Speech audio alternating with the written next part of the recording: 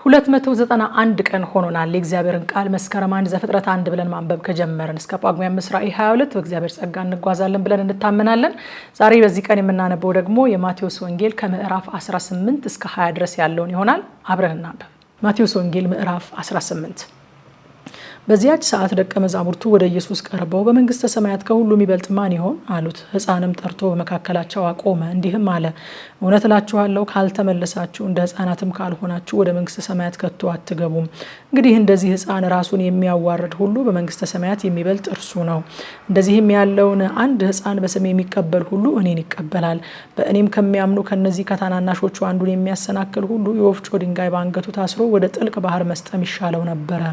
ወዮ ለዓለም ስለ ማሰናከያ ሳይመጣ አይቀርምና፣ ነገር ግን በእርሱ ጠንቅ ማሰናከያ ለሚመጣበት ለዚያ ሰው ወዮለት። እጅህ ወይም እግርህ ብታሰናክል ቆርጠ ካንተ ጣላት። ሁለት እጅ ወይም ሁለት እግር ኖሮ ወደ ዘላለም እሳት ከምትጣል ይልቅ አንካሳ ወይንም ጉንድሽ ሆነ ወደ ሕይወት መግባት ይሻልሃል። ዓይንህ ብታሰናክል አውጥተህ ካንተ ጣላት። ሁለት ዓይን ኖሮ ወደ ገሃነመ እሳት ከምትጣል ይልቅ አንዲት ዓይን ኖራህ ወደ ሕይወት መግባት ይሻልሃል። ከነዚህ ከታናናሾቹ አንዱን እንዳትንቁ ተጠንቀቁ። መላእክቶቻቸው በሰማያት ዘወትር በሰማይ ያለውን የአባቴን ፊት ያያሉ እላችኋለሁና። የሰው ልጅ የጠፋውን ለማዳን መጥቷልና። ምን ይመስላችኋል? ለአንድ ሰው 100 በጎች ቢኖሩት ከእነርሱ አንዱ ቢባዝንና 99ኙ በተራራ ትቶ ሄዶም የባዘነውን አይፈልግምን? ቢያገኘውም እውነት እላችኋለሁ ካልባዘኑቱ ከ99ኙ ይልቅ በእርሱ ደስ ይለዋል። እንደዚሁ ከነዚህ ከታናናሾቹ አንዱ እንዲጠፋ በሰማያት ያለው የአባታችሁ ፈቃድ አይደለም። ወንድምህን ቢበድልህ ሄደህ አንተና እርሱ ብቻችሁን ሆናችሁ ውቀሰው። ቢሰማህ ወንድምህን ገንዘብህ አደረግከው፣ ባይሰማህ ግን በ2 ወይም በ3 ምስክር አፍ ነገር ሁሉ እንዲጸና ዳግመኛ 1 ወይም 2 ከአንተ ጋር ውሰድ። እነርሱንም ባይሰማ ለቤተ ክርስቲያን ንገራት። ደግሞም ቤተ ክርስቲያንን ባይሰማ እንደ አረመኔና እንደ ቀራጭ ይሆንልህ። እውነት እላችኋለሁ በምድር የምታስሩት ሁሉ በሰማይ የታሰረ ይሆናል፣ በምድርም የምትፈቱት ሁሉ በሰማይ የተፈታ ይሆናል። ደግሞ እላችኋለሁ ከእናንተ 2 በምድር በማናቸውም በሚለምኑት ነገር ሁሉ ቢስማሙ በሰማያት ካለው ከአባቴ ዘንድ ይደረግላቸዋል። 2 ወይም 3 በስሜ በሚሰበሰቡበት በዚያ በመካከላቸው እሆናለሁና። በዚያን ጊዜ ጴጥሮስ ወደ እርሱ ቀርቦ ጌታ ሆይ ወንድሜ ቢበድለኝ ስንት ጊዜ ልተውለት? እስከ 7 ጊዜ ነውን? አለው። ኢየሱስም እንዲህ አለው፣ እስከ 70 ጊዜ 7 እንጂ እስከ 7 ጊዜ አልልህም። ስለዚህ መንግስተ ሰማያት ባሮቹን ሊቆጣጠር የወደደ ንጉስን ትመስላለች። መቆጣጠር በጀመረ ጊዜ እልፍ መክሊት ዕዳ ያለበትን አንድ ሰው ወደ እርሱ አመጡ። የሚከፍለውን ቢያጣ እርሱና ሚስቱ ልጆቹም ያለውም ሁሉ እንዲሸጥና ዕዳው እንዲከፈል ጌታው አዘዘ። ስለዚህ ባሪያው ወድቆ ሰገደለትና ጌታ ሆይ ታገሰኝ፣ ሁሉንም እከፍልሃለሁ አለው። የዛም ባሪያ ጌታ አዘነለትና ለቀቀው፣ ዕዳውንም ተወለት። ነገር ግን ያ ባሪያ ወጥቶ ከባልንጀሮቹ ከባሮቹ 100 ዲናር ዕዳ ያለበትን አንዱን አገኘውና ዕዳህን ክፈለኝ ብሎ ያዘና አነቀው። ስለዚህ ባልንጀራው ባሪያ ወድቆ ታገሰኝ፣ ሁሉንም እከፍልሃለሁ ብሎ ለመነው። እርሱም አልወደደም፣ ግን ሄዶ ዕዳውን እስኪከፍል ድረስ በወህኒ አኖረው። ባልንጀሮቹ የሆኑ ባሮችም ያደረገውን አይተው እጅግ አዘኑ። መጥተውም የሆነውን ሁሉ ለጌታቸው ገለጡ። ከዚያ ወዲያ ጌታው ጠርቶ አንተ ክፉ ባሪያ ስለለመንከኝ ያን ዕዳ ሁሉ ተውሁልህ። እኔ እንደማርኩ ባልንጀራህ የሆነውን ያን ባሪያ ልትምረው አንተስ አይገባህም አለው። ጌታውም ተቆጣና ዕዳውን ሁሉ እስኪከፍለው ድረስ ለሚያሰቃዩት አሳልፎ ሰጠው። ከእናንተ እያንዳንዱ ወንድሙን ከልቡ ይቅር ካላለ እንዲሁ ደግሞ የሰማዩ አባቴ ያደርግባችኋል። የማቴዎስ ወንጌል ምዕራፍ 19።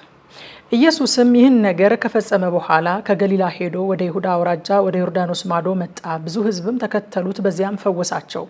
ፈሪሳውያንም ወደ እርሱ ቀረቡና ሲፈትኑት ሰው በሆነው ምክንያት ሁሉ ሚስቱን ሊፈታ ተፈቅዶለታልን? አሉት።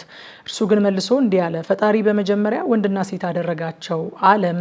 ስለዚህ ሰው አባትና እናቱን ይተዋል፣ ከሚስቱም ጋር ይተባበራል፣ ሁለቱም አንድ ስጋ ይሆናሉ የሚለውን ቃል አላነበባችሁምን? ስለዚህ አንድ ስጋ ናቸው እንጂ ወደፊት ሁለት አይደሉም። እግዚአብሔር ያጣመረውን እንግዲህ ሰው አይለየው። እነርሱም እንኪያስ ሙሴ የፍችዋን ጽሕፈት ሰጥተው እንዲፈቷት ስለምን አዘዘ? አሉት። እርሱም ሙሴ ስለ ልባችሁ ጥንካሬ ሚስቶቻችሁን ትፈቱ ዘንድ ፈቀደላችሁ፣ ከጥንት ግን እንዲህ አልነበረም። እኔ ግን እላችኋለሁ ያለ ዝሙት ምክንያት ሚስቱን ፈቶ ሌላይቱን የሚያገባ ሁሉ ያመነዝራል፣ የተፈታችውንም የሚያገባ ያመነዝራል አላቸው። ደቀ መዛሙርቱም የባልና የሚስት ስርዓት እንዲህ ከሆነ መጋባት አይጠቅምም አሉት። እርሱ ግን ይህ ነገር ለተሰጣቸው ነው እንጂ ለሁሉ አይደለም። በእናት ማህፀን ጃንደረቦች ሆነው የተወለዱ አሉ፣ ሰውም የሰለባቸው ጃንደረቦች አሉ። ስለ መንግስተ ሰማያትም ራሳቸውን የሰለቡ ጃንደረቦች አሉ። ሊቀበለው የሚችል ይቀበለው አላቸው። በዚያን ጊዜ እጁን እንዲጭንባቸውና እንዲጸልይ ሕፃናትን ወደ እርሱ አመጡ። ደቀ መዛሙርቱም ገሰጿቸው። ነገር ግን ኢየሱስ ሕፃናትን ተዋቸው፣ ወደ እኔ የሚመጡ ዘንድ አትከልክሏቸው፣ መንግሥተ ሰማያት እንደነዚህ ላሉ ናትና አለ። እጁንም ጫነባቸው፣ ከዚያ ሄደ። እነሆም አንድ ሰው ቀርቦ መምህር ሆይ የዘላለምን ሕይወት እንዳገኝ ምን መልካም ነገር ላድርግ አለው። እርሱም ስለ መልካም ነገር ለምን ትጠይቀኛለህ? መልካም የሆነ አንድ ነው። ወደ ሕይወት መግባት ብትወድ ግን ትእዛዛትን ጠብቅ አለው። እርሱም የትኞችን አለ። ኢየሱስም አትግደል፣ አታመንዝር፣ አትስረቅ፣ በሐሰት አትመስክር፣ አባትና እናትህን አክብር፣ ባልንጀራህንም እንደራስህ ውደድ አለው። ጎበዙም ይህንንማ ሁሉ ከሕፃንነቴ ጀምሬ ጠብቄአለሁ፣ ደግሞስ የሚጎለኝ ምንድን ነው አለው። ኢየሱስም ፍጹም ልትሆን ብትወድ ሂድና ያለህን ሸጠህ ለድሆች ስጥ፣ መዝገብን በሰማያት ታገኛለህ፣ መጥተህም ተከተለኝ አለው። ጎበዙም ይህንን ቃል በሰማ ጊዜ ብዙ ንብረት ነበረውና እያዘነ ሄደ። ኢየሱስም ለደቀ መዛሙርቱ እውነት እላችኋለሁ ለባለጠጋ ወደ መንግሥተ ሰማያት መግባት ጭንቅ ነው። ዳግመኛም እላችኋለሁ ባለጠጋ ወደ እግዚአብሔር መንግሥት ከሚገባ ግመል በመርፌ ቀዳዳ ቢገባ ይቀላል አለ። ደቀ መዛሙርቱም ሰምተው እጅግ ተገረሙና እንኪያስ ማን ሊድን ይችላል አሉ። ኢየሱስም እነርሱን ተመልክቶ ይህ በሰው ዘንድ አይቻልም፣ በእግዚአብሔር ዘንድ ግን ሁሉ ይቻላል አላቸው። በዚያን ጊዜ ጴጥሮስ መልሶ እነሆ እኛ ሁሉን ትተን ተከተልንህ፣ እንኪያስ ምን እናገኝ ይሆን አለው። ኢየሱስም እንዲህ አላቸው፣ እውነት እላችኋለሁ እናንተስ የተከተላችሁኝ በዳግመኛ ልደት የሰው ልጅ በክብሩ ዙፋን በሚቀመጥበት ጊዜ እናንተ ደግሞ በ12ቱ የእስራኤል ነገድ ስትፈርዱ በ12 ዙፋን ትቀመጣላችሁ። ስለ ስሜም ቤቶችን ወይም ወንድሞችን ወይም እህቶችን ወይም አባትን ወይም እናትን ወይም ሚስትን ወይም ልጆችን ወይም እርሻን የተወ ሁሉ 100 እጥፍ ይቀበላል፣ የዘላለምንም ሕይወት ይወርሳል። ነገር ግን ብዙዎቹ ፊተኞች ኋለኞች፣ ኋለኞችም ፊተኞች ይሆናሉ። የማቴዎስ ወንጌል ምዕራፍ 20።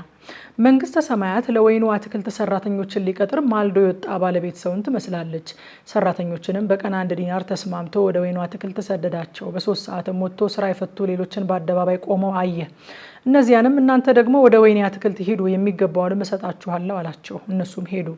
ደግሞም በ6 እና በ9 ሰዓት ወጥቶ እንዲሁ አደረገ። በ11ኛውም ሰዓት ወጥቶ ሌሎችን ቆመው አገኘና ስራ ፈታችሁ ቀኑን ሁሉ በዚህ ስለምን ትቆማላችሁ አላቸው። የሚቀጥረን ስላጣን ነው አሉት። እርሱም እናንተ ደግሞ ወደ ወይኔ አትክልት ሂዱ፣ የሚገባውንም ትቀበላላችሁ አላቸው። በመሸም ጊዜ የወይኑ አትክልት ጌታ አዛዡን ሰራተኞችን ጥራና ከኋለኞች ጀምረ እስከ ፊተኞች ድረስ ደሞዛቸውን ስጣቸው አለው። በ11ኛው ሰዓት የገቡ መጥተው እያንዳንዳቸው 1 ዲናር ተቀበሉ። ፊተኞችን በመጡ ጊዜ አብዝተው የሚቀበሉ መስሏቸው ነበረ። እነርሱም ደግሞ እያንዳንዳቸው 1 ዲናር ተቀበሉ። ተቀብለውም እነዚህ ኋለኞች 1 ሰዓት ሰሩ፣ የቀኑንም ድካም ትኩሳት ከተሸከምን ከኛ ጋር አስተካከልካቸው ብለው በባለቤቱ ላይ አንጎራጎሩ። እርሱ ግን መልሶ ከእነርሱ ለአንዱ እንዲህ አለው፣ ወዳጄ ሆይ አልበደልኩህም፣ በ1 ዲናር አልተስማማንምን? ድርሻህን ውሰድና ሂድ። እኔ ለዚህ ለኋለኛው እንዳንተ ልሰጠው እወዳለሁ። በገንዘቤ የወደድኩትን አደርግ ዘንድ መብት የለኝምን? ወይስ እኔ መልካም ስለሆንኩ ዓይንህ ምቀኛ ናትን? እንዲሁ ኋለኞች ፊተኞች፣ ፊተኞችም ኋለኞች ይሆናሉ። የተጠሩ ብዙዎች፣ የተመረጡ ግን ጥቂቶች ናቸውና። ኢየሱስም ወደ ኢየሩሳሌም ሊወጣ ሳለ በመንገድ 12ቱን ደቀ መዛሙርት ብቻቸውን ወደ እርሱ አቅርቦ እነሆ ወደ ኢየሩሳሌም እንወጣለን፣ የሰው ልጅም ለካህናት አለቆችና ለጻፎች ይሰጣል፣ የሞት ፍርድም ይፈርዱበታል፣ ሊዘባበቱትም፣ ሊገርፉትም፣ ሊሰቅሉትም ለአሕዛብ አሳልፈው ይሰጡታል፣ በ3ኛውም ቀን ይነሳል አላቸው። በዚያን ጊዜ የዘብዴዎስ ልጆች እናት ከልጆቿ ጋር እየሰገደችና አንድ ነገር እየለመነች ወደ እርሱ ቀረበች። እርሱም ምን ትፈልጊያለሽ አላት። እርሷም እነዚህ 2 ልጆቼ አንዱ በቀኝህ አንዱን በግራ በመንግስት እንዲቀመጡ እዘዝ አለችው። ኢየሱስ ግን መልሶ የምትለምኑትን አታውቁም።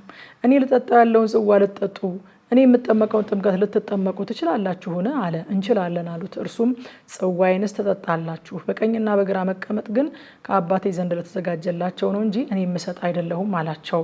10ሩም ሰምተው በ2 ወንድማማቾች ተቆጡ። ኢየሱስ ግን ወደ እርሱ ጠርቶ እንዲህ አላቸው፣ የአሕዛብ አለቆች እንዲገዟችሁ ታላላቆቹም በላያቸው እንዲሰለጥኑ ታውቃላችሁ። በእናንተስ እንዲህ አይደለም።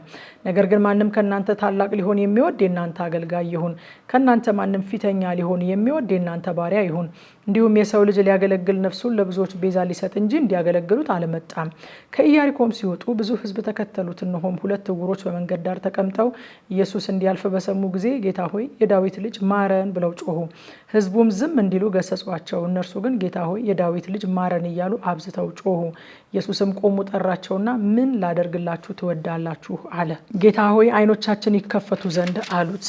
ኢየሱስም አዘነላቸውና ዓይኖቻቸውን ዳሰሰ። ወዲያውም አዩና ተከተሉት። ከምሽቱ 3 ሰዓት በኢትዮጵያ ሰዓት አቆጣጠር ሁልጊዜ እንደምናደርገው በቲክቶክ እና የቴሌግራም ቻናላችን በቀጥታ ስርጭት አሁን የተነበበውን ክፍል በጥልቀት እናጠናለን። መጥታችሁ አብረን እናጥና። ሻሎም